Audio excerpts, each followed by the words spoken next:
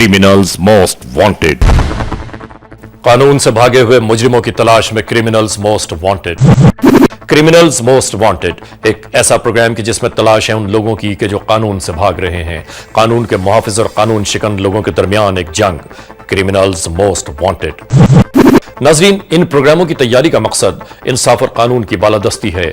हम सरकूबी चाहते हैं उन मुल्क दुश्मन अनासर की कि कानून जिनके लिए महज एक मजाक है। क्रिमिनल्स मोस्ट वांटेड के हर एपिसोड में हम आपके लिए लेकर आते हैं जुर्म की एक नई दास्तान। और आज के इस एपिसोड में, आज के इस प्रोग्राम में हम आपके लिए लेकर आए हैं जुर्म की एक ऐसी कहानी कि जिस कहानी ने जन्म लिया new Karachi town police station की हुदूद में। नाजरीन, हम आपको याद दिलाते चलें कि बैनुल अक़वामी एंटी नारकोटिक्स डे भी करीब है और इसी हवाले से हम एक बार फिर यह बात दोहराते हैं कि हमारा मुल्क मुनशियात के खिलाफ जिहाद में मसरूफ है, हमारी अवाम मुनशियात के खिलाफ जिहाद में मसरूफ हैं और इसकी एक सच्ची दास्तान आज के इस प्रोग्राम में हम आपके लिए पेश कर रहे हैं। कहानी हम यहां से शुरू करते हैं कि न्यू कराची इंडस्ट्रियल एरिया में एक गैर मुल्की शख्स पहुंचा। एक टॉवल इंडस्ट्री में पहुंचने के बाद उसने उसके मालिक से यह कहा कि मुझे एक बहुत बड़ी खेप टॉवल्स की चाहिए। और उसके बाद डील की और डील करने के बाद उसने यह कहा कि जी मैं कुछ कंसाइनमेंट इस कंटेनर में और भेजना चाहता हूं कि जो कंटेनर आपके यहां से बंद होकर मेरे मुल्क तक पहुंचेगा। कुछ अरसे के बाद उसने कुछ सामान इस इंडस्ट्री में पहुंचाया। उस इंडस्ट्री के मालिक ने उस सामान को देखने के बाद उसे सस्पेक्टेड करार दिया और फिर कानून नाफिज करने वाले इदारों को उसकी इत्तला दे दी। और उसके बाद क्या हुआ हम आपको आज के इस प्रोग्राम में दिखाते हैं। 21 अप्रैल 2006 इंडस्ट्रियल एरिया पुलिस स्टेशन की हुदूद, न्यू कराची टाउन, पाकिस्तान।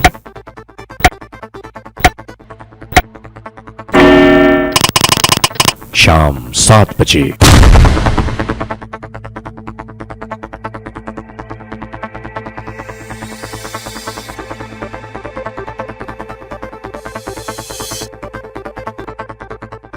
ये new Karachi town industrial area Karachi है।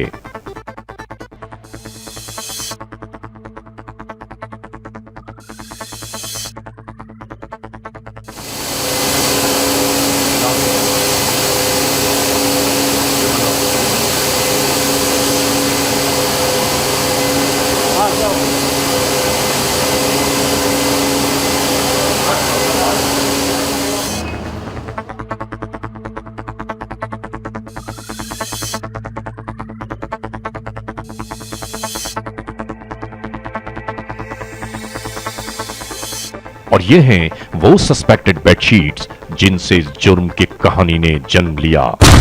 नूर खा 21 अप्रैल 2006 को अल करीम टेक्सटाइल मिल के मालिक सदरुद्दीन का फ़ोन आया, जिसने इतला दी कि हमारी फैक्ट्री से कुछ फॉरेनर नाइजीरिया का बंदा है, सामान ख़रीदा है और एक कंटेनर में उसको रखने के लिए कह के गया है और कुछ दिनों के बाद और सामान भेजा है और उसने कहा है कि ये सामान भी कंटेनर में रखाया जाए।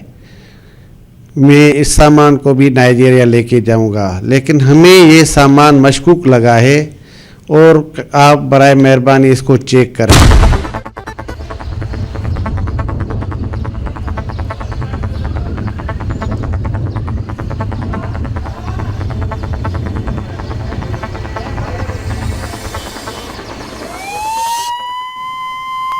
हमारे ही मुल्क के एक मुअज़्ज़िज़ शहरी ने कानून नाफिज करने वालों को जब यह बताया कि उनके पास लाई जाने वाली अशिया मशकूक हैं, तो कानून के निगहबान उस जानिब गामज़न थे जहां की निशानदेही की गई।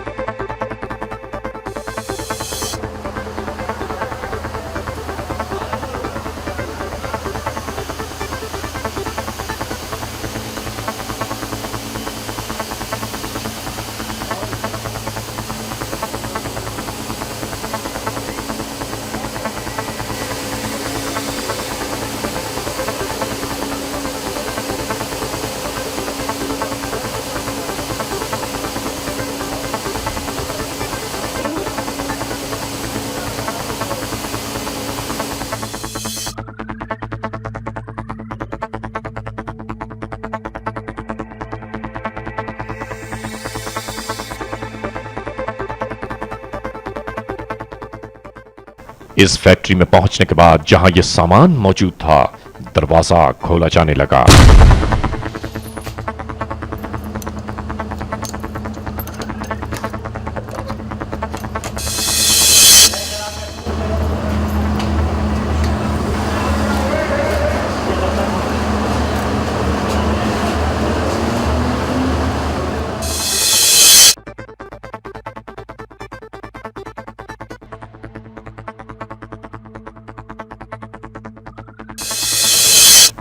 इन चादरों को बिल्कुल उसी तरह पैक किया गया था जैसा कि बाजार में फरोख्त होती हैं, और इन चादरों की ज्यादातर पैकिंग में हेरोइन छुपाई गई थी।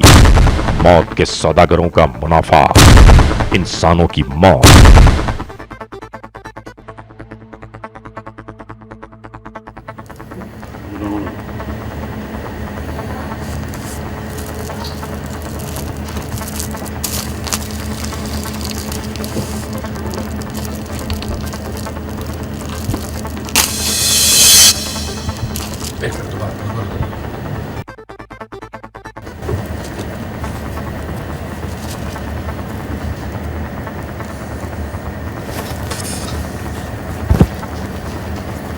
ये हदिया कोई नहीं है भाई। और दुआ और किधर है? जबरदस्त काम हो गया सफदर साहब। बिल्कुल सर। अगर सारे शहरी ऐसे हो जाएं तो इस मुल्क का जो है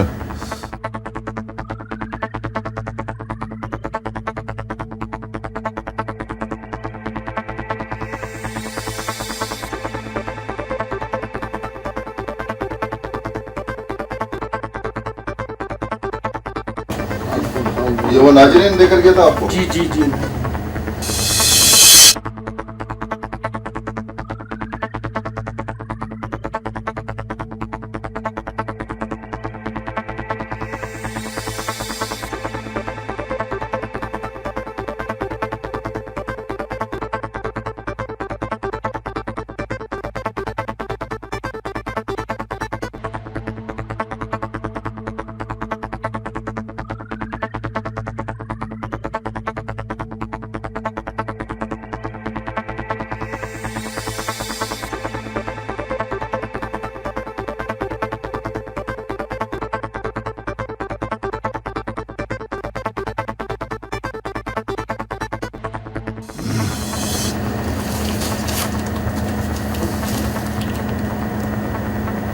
पैकिंग देखो यार, अगर ये पाकिस्तान से बाहर चली जाती कितनी बदनामी थी।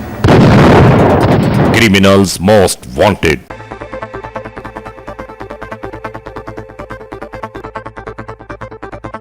अगर ये पैकिंग ये चीज अगर बाहर चली जाती है इस मुल्क से कितनी बदनामी थी। बहुत बदनामी थी। अल्लाह तेरा शुक्र है कि तूने इस मुल्क को बदनाम होने से बचाया।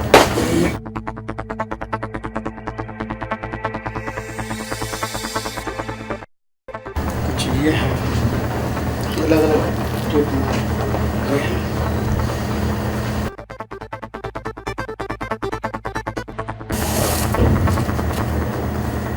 अल्लाह शुक्र अल्हम्दुलिल्लाह तूने इज्जत रखी।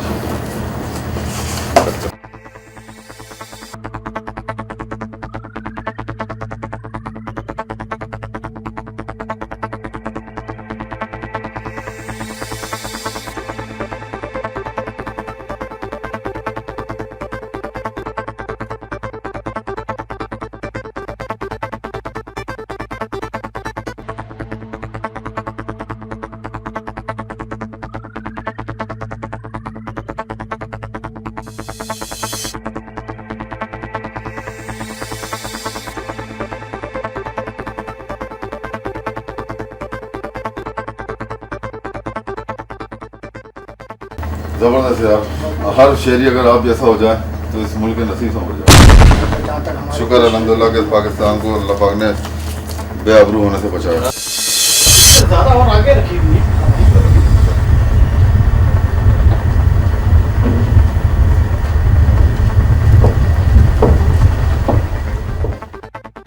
फैक्ट्री के जिम्मेदार ने वो तमाम अशिया जो मशकूक थीं कानून के हवाले कर दी।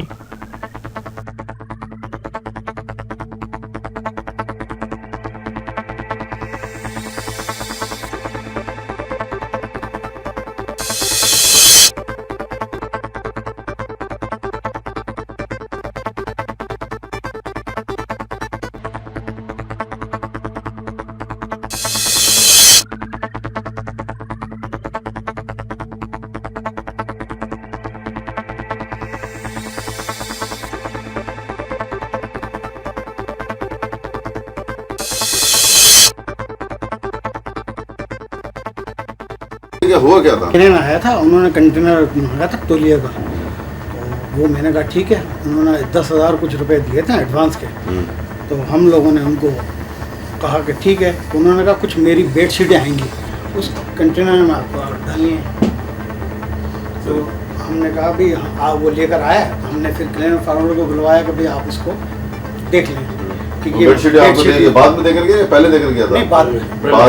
मतलब पहले आके उसने ऑर्डर दिया आपको? ऑर्डर दिया, इसके 5 दिन के बाद आया। उसके बाद कुछ दिन बाद वो आया, आपको बेडशीट देकर गया? बेडशीट देकर गया, तो उन्होंने मुझे कहा कि भाई, फिर वो आया तो मुझे बेडशीट देकर फिर मैंने क्लीनर को बुलवाया कि भाई ये चेक कर लें। तो क्या मतलब आप लोग हर मतलब सामान चेक करवाते क्लीयरेंस फॉरवर्डिंग वालों को? क्लीयरेंस के हम लोग काम चेक की, उसके अंदर ये जो जानने वाले अफरान थे, बाला अफरान जो थे पुलिस के, तो मैंने उनको इत्तला दी, फिर उन्होंने आपको इत्तला दी, फिर आप आए, मैं थाने आ गया, फिर आप आ गए मेरे साथ और आपके सामने है। बहुत बहुत शुक्रिया फजल भाई, हमारे लिए अगर जो भी खिदमत होगी मुल्क के लिए इंशाल्लाह हम करेंगे।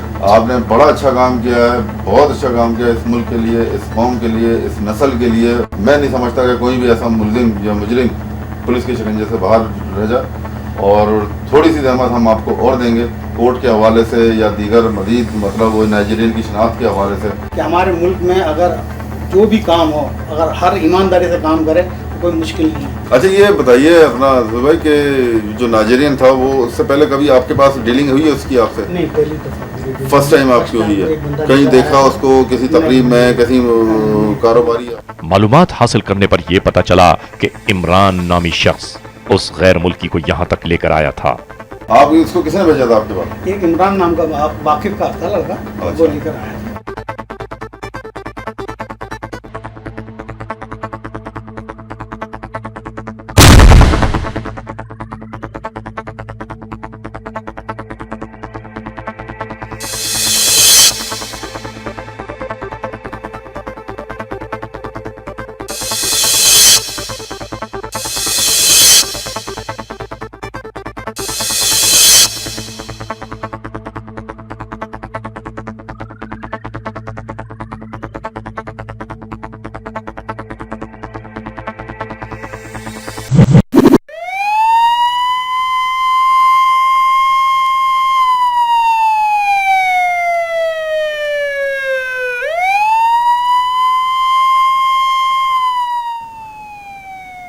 इसके बाद इमरान नामी शख्स की तलाश में छापे मारे जाते रहे।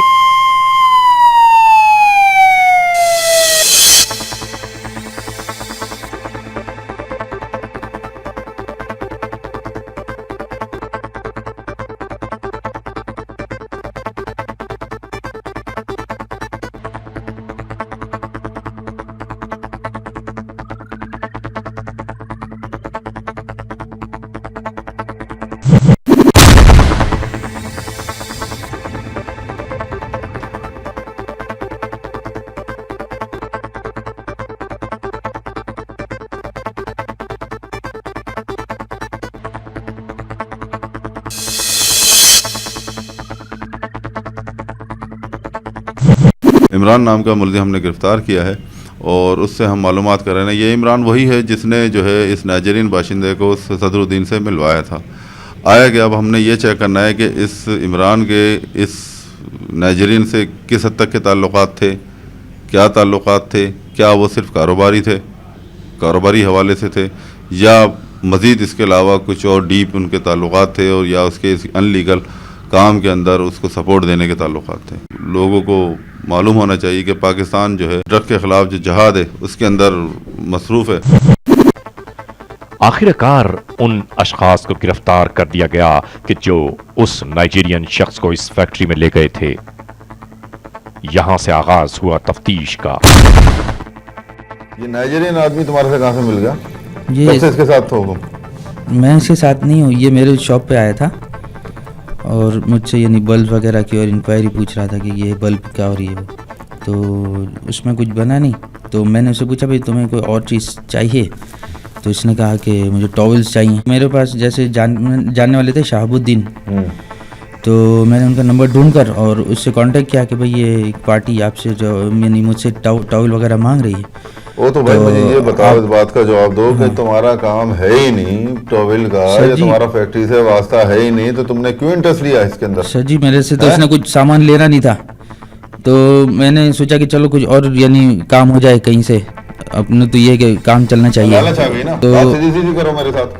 मैं आपसे बिल्कुल सही कह रहा हूँ, मैंने सिर्फ इसी नियत से कहा था कि जैसे मेरे से कोई सामान नहीं ले रहा, तो अगर इसने जैसे टॉवल का कहा तो मैं जानता था शहाबुद्दीन को, जिनकी फैक्ट्री है तौलिए की न्यू कराची में, तो इनका नंबर वगैरह मैंने ढूंढ कर इनसे बात की कि भाई एक पार्टी इंटरेस्टेड है टॉवल में। किस तरह जानते हो? ये मकसद ऐसे ही आ चुके थे दुकान पे पहले, काफ़ी अर्से पहले, और सलाम थी और मुझे पता था कि टॉवल्स का काम वगैरह करते हैं ना।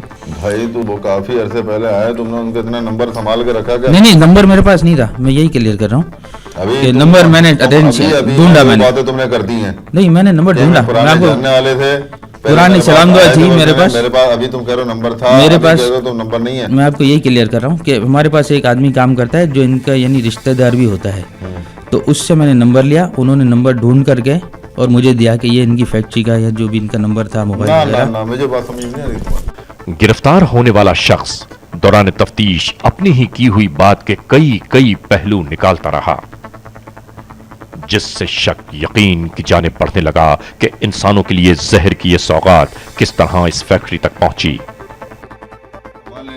नहीं सर, कम 4% इन्होंने कहा था। 4% तुम्हारे को मिलता तौलिया में? हाँ। और दूसरे में क्या मिलता? दूसरा क्या चीज? दूसरा जो काम वो जो कर रहा नहीं, यकीन करें उसका तो मुझे ये भी नहीं पता था कि ये कहाँ से इसने ली थी और किस वक्त इसने उठाई, और खुद ही उसने पहुंचाई थी फैक्ट्री पे शहाबुद्दीन की, क्योंकि तौलिए की जब डील हो गई थी तो 4% हमारा तय हो गया था कि भाई ठीक है। तो मैंने उनसे ये कहा, तो मैं एक्सपोर्ट वगैरह तो जानता नहीं, और दूसरा ये कि आप इनको खुद ही ले जाएं यहाँ से मेरी दुकान से। इन्होंने कहा कि भाई मेरे पास आदमी नहीं है ना, मैं अभी फुर्सत में हूँ, आप ऐसा कीजिए वहाँ आ जाए तो उनको वैरायटी भी मैं दिखा दूँ। तो मुझे तो एक तो पता नहीं था यहाँ की न्यू कराची में। पैसे के लिए सबसे ये बात साबित हो रही है तुम्हारे, जितना भी तुम्हारे से मैंने बात करी है कि 4 पैसे जहाँ से मिलेंगे वो सब काम करने शुरू हो जाए। इस मुल्क के जो शहरी हैं उनकी कितनी मदद करी है तुमने इस तरह, जिस तरह गैर मुल्की की मदद कर रहे हो? नहीं वो इसमें मेरा ये इंटरेस्ट था कि मुझे नहीं वो प्रॉफिट के यानी जो आपको बताया कमीशन मिल रहा था मुझे। मतलब पैसे के लिए तुम कुछ भी कर लोगे? नहीं कुछ भी, ठीक है भाई, मैं कभी पैसे के लिए आप जो दिल चाहे करो, इस मुल्क का सत्यानाश करो, पूरे दुनिया के अंदर इंटरनेशनल लेवल के ऊपर इसको बदनाम करो कि पाकिस्तान में ये काम हो रहा है। सर मैं आपसे तुम ही ले जैसे लोगों की वैसे ये मुल्क बदनाम हो रहा है, और आज हमारी कौम इस नौबत पे पहुंच गई है कि बाज दफा पे जो है ना हमारे पाकिस्तानी भाइयों को शर्मिंदगी का सामना करना पड़ता है। और ये अल्लाह पाक का करम है कि इस मुल्क के ऊपर अल्लाह पाक ने रहम करा, इज्जत रखी अल्लाह पाक ने कि ये जहर को इस मुल्क के बॉर्डर से क्रॉस नहीं होने दिया। पकड़ी जाने वाली इस हीरोइन को फर्द जुर्म के साथ अदालत तक पहुंचाने के लिए सील कर दिया गया।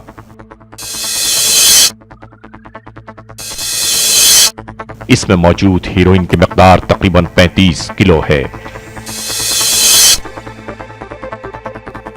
इंटरनेशनल मार्केट में इसकी मालियत का अंदाजा तकरीबन 35 करोड़ रुपए है। इस घिनौनी कार्रवाई का महवर वो गैर मुल्की है कि जो फरार है। इस चेहरे को गौर से देखिए, ये वो मुल्जिम है कि कानून को जिसकी तलाश है। नाम उग्बागो साइमन, पासपोर्ट नंबर A3993132, कद तकरीबन 6 फीट, उम्र 50 साल, जिसामत गठा हुआ भारी भरकम जिस्म, रंग गहरा स्याह, कौमियत नाइजीरियन, बजुर्म जेर दफा 6/9/C नारकोटिक्स एक्ट। कानून को इस शख्स की तलाश है। नाजरीन, क्रिमिनल्स मोस्ट वांटेड के आज के इस एपिसोड में आपने देखा कि हमारे मुल्क पाकिस्तान की आवाम मुनशियात के खिलाफ जिहाद में किस तरह मसरूफ हैं। आज के इस क्रिमिनल्स मोस्ट वांटेड एपिसोड के अख्ताम तक पहुंचाते हुए हम एक बार फिर आपसे यही गुजारिश करते हैं कि अगर ऐसे हालात, ऐसे वाकयात, ऐसे मामलात आपके अतराफ में कहीं रूनुमा हुए हैं या हो रहे हैं तो कानून के हाथ मजबूत कीजिए, इत्तला दीजिए, और याद रखिए कि इत्तला देने वाले का नाम हमेशा सीगे राज में रखा जाता है। Criminals most wanted @ARYdigital.tv। हर पीर की शब ARY one world criminals most wanted में हम आपके लिए लेकर आते हैं जुर्म की एक नई दास्तान। इंतजार कीजिएगा।